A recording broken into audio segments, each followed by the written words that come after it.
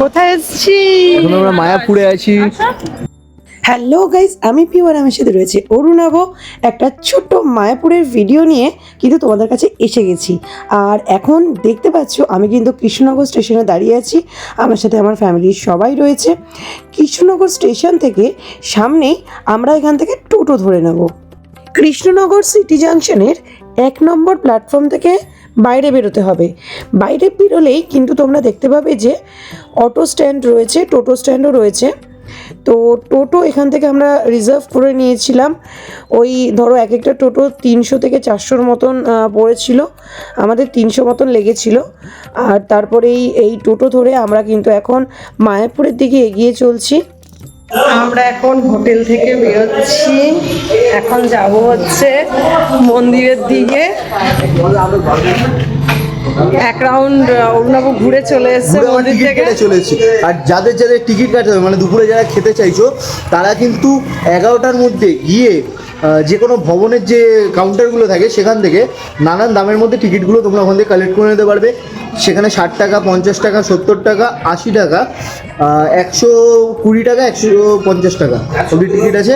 এর মধ্যে তোমরা টিকিট কালেক্ট করতে পারো এবং 1টা 1:30 থেকে কিন্তু খাওয়া স্টার্ট হয়ে যাবে। আমরা এখন যাচ্ছি, ওখানে মহাপ্রসাদও খাবো আর তার সাথে একটু ঘোরাঘুরি করবো। তো চলো। তো এটা হচ্ছে আমরা হোটেল থেকে বেরোনোর পর দেখছি যে খুব সুন্দর সুন্দর এখানে এই যে রাধারানী ড্রেস যেটা বলে, খুব সুন্দর সুন্দর রয়েছে। তোমরা চাইলে এখান থেকে নিতে পারো। তো হোটেল থেকে মায়াপুর মন্দির যাওয়ার পথে কিন্তু আমরা রাস্তায় দেখতে পারলাম এরকম সুন্দর বেশ কিছু ষাঁড়ের ঝুন্ড, হ্যাঁ, যেটা যাচ্ছিল। এবং সত্যি কথা বলতে দেখো মন্দিরের দিকে কিন্তু ওরা যাচ্ছে। আমরা কিন্তু রেডি ফেডি হয়ে সবাই বেরিয়ে পড়েছি এখন মন্দিরের দিকে যাব বলে। আর পিছনে কিন্তু দেখো পুচকু এবং মাটা সবাই কিন্তু একসাথে আমরা মন্দিরের দিকে যাচ্ছি। মায়াপুর ইস্কন মন্দির আমরা এসে গেছি। হোটেল থেকে মন্দিরের কিন্তু ওয়াকিং ডিস্টেন্স কিছুটা ছিল, ওই 5 মিনিটের মতন। আমরা একটু হেঁটেই এলাম, টোটো আর ধরিনি। মেয়ে তো অলরেডি ঘুমিয়ে পড়েছে। আর এই যে সবাই আছে, মা আছে, বোন আছে, কাকি, বম্মি, শুভময় আছে।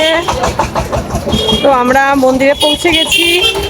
মন্দিরের সমস্ত ডিটেলসগুলো তোমাদের সাথে শেয়ার করব, চলো। আর এখানে কিন্তু অখণ্ড হরিনাম সংকীর্তন হয়, মানে 24 ঘন্টা একদম কন্টিনিউ হরিনাম চলে, এখানে বন্ধ হয় না। আর এই হচ্ছে নতুন মন্দির, তোমরা চাইলে কিন্তু এখানে আসতেই পারো। গঙ্গার তীর ছুঁয়ে দাঁড়িয়ে আছে শান্ত পবিত্র এক স্থান মায়াপুর ইস্কন। দূর থেকেই চোখে পড়ে বিশাল সাদা গম্বুজ, আর মনে হয় যেন আকাশের সঙ্গে মাটির এক অপূর্ব মিলন। ভোরবেলা মন্দিরে যখন মঙ্গল আরতি শুরু হয়, শঙ্খধ্বনি আর হরিনামের কীর্তনে চারদিক ভরে ওঠে। সেই সুর যেন মন থেকে সব ক্লান্তি, সব দুঃখ মুছে দেয়। মনে হয় এখানে এসে সময় থেমে যায়, শুধু থাকে শান্তি আর ভক্তি। মন্দিরের প্রাঙ্গণে ঢুকলেই দেখা যায় দেশ বিদেশ থেকে আসা ভক্তদের ভিড়, সবার মুখে এক অদ্ভুত প্রশান্তি। কেউ জপ করছেন, কেউ প্রণাম করছেন, কেউ বা নীরবে বসে নিজের মনের প্রার্থনা করছেন এই বিশাল চত্বরে। আচ্ছা, এখানে 4 নম্বর গেট থেকে ঢুকেই এখানে গদা ভবন রয়েছে। এটা হচ্ছে গদা ভবন। আমরা গদা ভবনের সামনে প্রসাদের লাইনে দাঁড়িয়ে আছি, তাই তো? বিশাল লাইনে দেখো, পেছনেও আছে, আমাদের পাশেও লাইন অনেক দূর পর্যন্ত এগিয়েছে। ভোগ প্রসাদ খাওয়ার জন্য চলে এসেছি। এই যে এখানে মেয়ে কিন্তু আমার বাড়ির লোকের কাছে আছে, নয়তো আমি ভিডিও করতে পারছিলাম না। আগে এখানে বসার জায়গাও ছিল, আর এখন এই চেয়ার টেবিলেরও ব্যবস্থা হয়ে গেছে। ওই যে বিশাল বড় এরিয়া ছিল। এখানে এখন ভোগ প্রসাদ দেওয়া শুরু হয়ে গেছে, এই যে তোমরা দেখতে পাচ্ছ। আমাদের লাইনও আস্তে আস্তে এগোচ্ছে এখন। খাওয়ার টাইমটা আমরা ভিডিওটা করতে পারিনি, কজ পুচকু ছিল আমাদের সাথে। বাট ভিতরে খাবারের কোয়ালিটি খুব ভালো ছিল, সমস্ত কিছু দারুণ ছিল। আর খাবারের মধ্যে ছিল হচ্ছে প্রথমেই হচ্ছে রাইস, চাপাটি, দেন শাক, শাকের তরকারি। শাকের তরকারি, দেন হচ্ছে দেন হচ্ছে ওই মাটার পনির, ঠিক আছে, মিক্স ডাল, আর লাস্টে হচ্ছে পায়েস। অসাধারণ ছিল পায়েসটা। ওকে, তো আমাদের অলরেডি খাওয়া হয়ে গেছে। তোমরা যদি খেতে চাও তাহলে অবশ্যই খেতে পারো। আমরা আজকে 70 মোটামুটি 11টার মধ্যে কুপন কিন্তু কেটে দিতে হবে যদি খেতে হয়। ভবনের ভেতরে একটা খুব সুন্দর শপ আছে, ওখানে আমরা এসছি এখন, দেখি কি নেওয়া যায়। আমরা এই টোটো থেকে এখন নামলাম, যাচ্ছি, এটা হচ্ছে শ্রী চৈতন্য মঠ। আমরা এখন মায়াপুর শ্রী চৈতন্য মঠে এসে গেছি, আর এখন ঢুকবো গেট নাম্বার 1। এই যে চলো আমাদের সাথে, তোমরাও ভেতরটা সুন্দরভাবে দেখো। ডান দিকেই রয়েছে ভক্তি ভবন, মায়াপুর শ্রী চৈতন্য মঠ। শ্রী চৈতন্য মঠের ভেতরে ঢুকেই দেখছি একটা পুকুর আছে। এটা কিন্তু শ্রী শ্যামকুণ্ডের পুকুর, আর তার উল্টো দিকে রয়েছে শ্রী প্রভুপাদের সমাধি মন্দির, যেটা এখন তোমরা দেখতে পাচ্ছ। এটা কিন্তু পুরোটাই সমাধি মন্দির, আর জায়গাটা এতটাই সুন্দর, শান্ত, নিরিবিলি, সত্যি খুব ভালো লাগছিল। গঙ্গার শান্ত স্রোত আর ভোরের কুয়াশা মাখা আকাশের নিচে দাঁড়িয়ে আছে শ্রী চৈতন্য মঠ, এক পবিত্র স্থান যেখানে ঢুকলে মনটা কেমন শান্ত হয়ে যায়। মায়াপুরের মাটিতে যেন এখনো ভেসে আসে নাম সংকীর্তনের সুর, হরে কৃষ্ণ হরে কৃষ্ণ। মাঠের ভেতরে আছে সুন্দর মন্দির, যেখানে প্রতিদিন আরতি আর কীর্তন হয়। দূর দূরান্ত থেকে মানুষ আসে শুধু একটু শান্তি খুঁজে পেতে।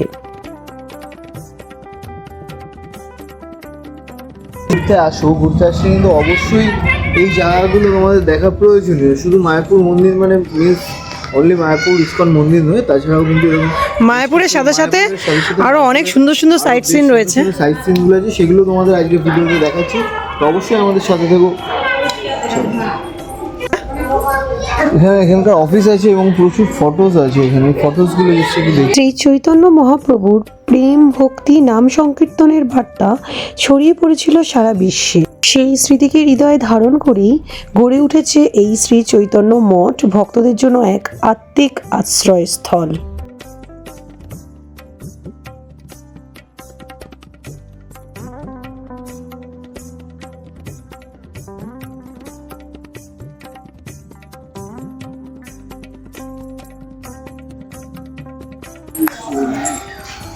ওখানে যাও, একটা মালা দিয়ে যাও, বৃন্দাবনের মালা দাও।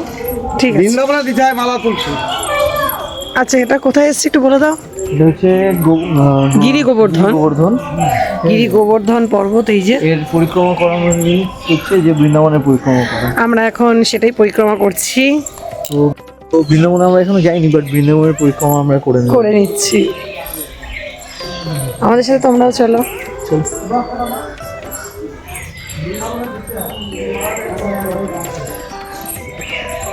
এখানে রয়েছে শ্রী রাধাকুণ্ডের জল।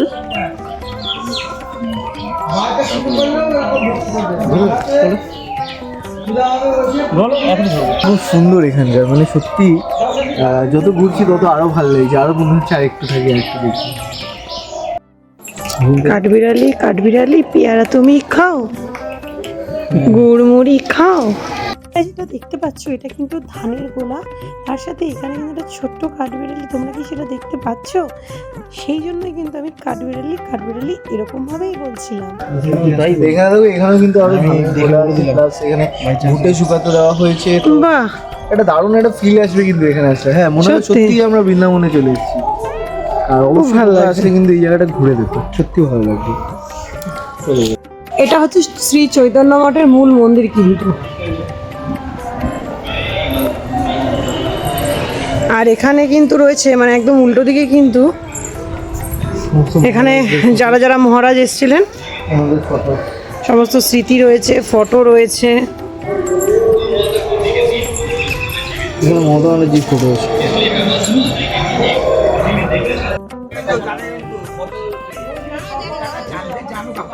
আমরা এখন কোথায় এসেছি? তো আমরা এখন আছি হচ্ছে শ্রীবাস অঙ্গনে, এবং এখানকার যে মূল গল্পটা সেটা হচ্ছে এখানে শ্রী চৈতন্যদেব এখানে যখন ঢোল করতাল সমস্ত কিছু এখানে বাজাতেন এবং সমস্ত কিছু এবং ধর্ম প্রচার করতেন।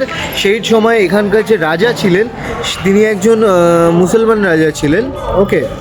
বাট উনি যার কারণে এখানে এসে সমস্ত ভুল কর্তা সমস্ত কিছু ভেঙে দিয়েছিলেন। তো পরে উনি নিজের ভুলটা বোঝেন এবং আমাদের ধর্মে মানে সনাতন ধর্মে দীক্ষা নেন এবং তার নিজের নাম তখন হয় চাঁদ গাজী। তো এটাই হচ্ছে সেই শ্রীবাস অঙ্গন যেখানে এই ঘটনাটা ঘটেছে। তোমরা সবাই জানতেই পারলে ঘটনাটা, আর এবার তোমাদের সাথে জায়গাটা শেয়ার করছি। দেখো,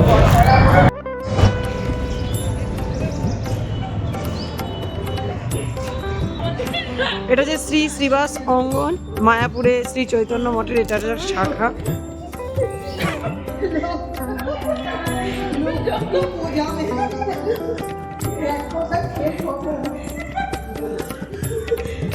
আমরা এসেছি থার্ড একটা জায়গায়, শ্রী চৈতন্য মহাপ্রভুর জন্মস্থানে।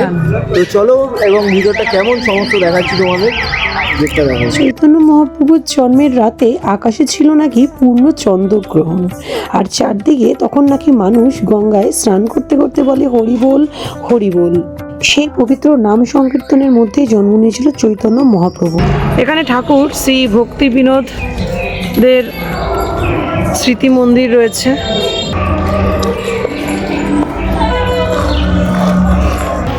এটা রয়েছে গৌরকুণ্ড,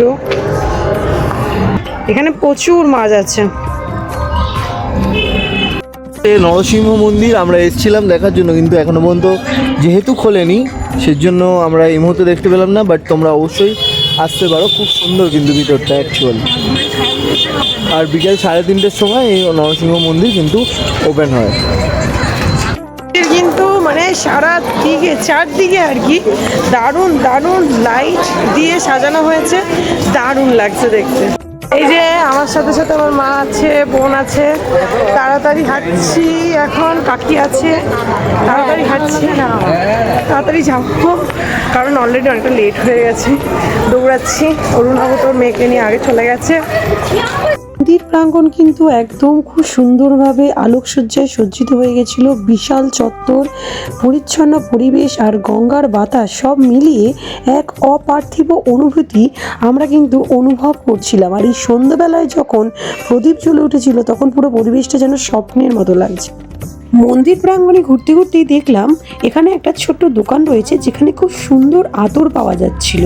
তো সেখান থেকে আমরা কয়েকটা আতর নিলাম। কিন্তু দারুণ দারুণ মানে আতরগুলো পাওয়া যাচ্ছে। হ্যাঁ, নিলাম। অনেকক্ষণ মন্দিরে ঘোরাঘুরির পর বেশ আমাদের খিদে পেয়ে গেছিলো। তো ভাবলাম যে সন্ধেবেলায় বেরিয়েছি, একটু চা কফি কিছু স্ন্যাক্স সবাই মিলে আটা দিতে দিতে খাবো। তো যথারীতি আমরা চলে এসেছিলাম। দেখতেই পাচ্ছ খুব সুন্দর করে লিকার চা বানিয়ে দিয়ে গেল এই কাকুটা। কিন্তু আমরা সেই বিখ্যাত রানাদার ভেজ বিরিয়ানি মায়াপুরে চলে এসেছি। এটা নাকি নবদ্বীপের ভাইরাল দোকান। হোটেলের তীরে মানে আমরা যেখানে একসাথে থাকতো সবাই সেখানে গান হতেই পারে না, তাই সেই গান আড্ডা সব কিছু নিয়ে আমরা বসে পড়েছি।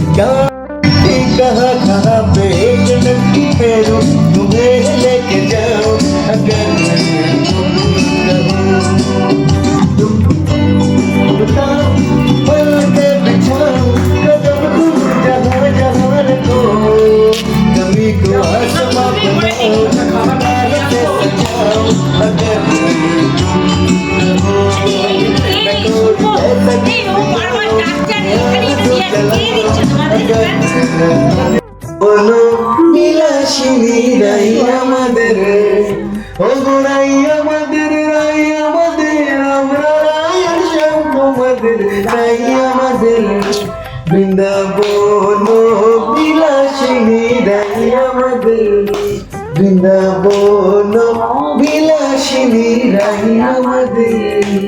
এখানে রানাদার বিরিয়ানি নিয়ে চলে এসছে, কেমন খেতে? খেতে তো বেশি ভালো, ঠিক আছে। ফার্স্ট টাইম আমি ভেজ বিরিয়ানি খেলাম, এর আগে ভেজ বিরিয়ানি খাইনি কখনো। তো রানাদার বিরিয়ানির টেস্ট সত্যি ভালো, বাট আমার যেটা খারাপ লেগেছে ওখানকার বিহেভিয়ার আমার খুব একটা ভালো লাগেনি, ঠিক আছে। বাট ঠিক আছে, তোমরা যদি এক জায়গায় এসে ভালোভাবে যদি খেতে চাও, ইসে করতে চাও, অবশ্যই এটা ট্রাই করতে পারো। কোয়ান্টিটি প্রচুর দেয়। কোয়ান্টিটি যথেষ্ট ভালো, ঠিক আছে, আর খেতেও যথেষ্ট ভালো। শুধু ওখানকার স্টাফদের বিহেভিয়ার আমার ভালো লাগেনি, ওটা ঠিক আছে, ওটা কখনো কখনো হতে পারে যে অনেকে একসাথে থাকলে হয়তো সেটা নাও হতে পারে, বাট রান্না এই যে সবাই খাচ্ছে। মায়াপুরে ঘুরতে আসার প্রথম দিনের ভিডিওটা এখানেই শেষ করলাম। চলো টাটা।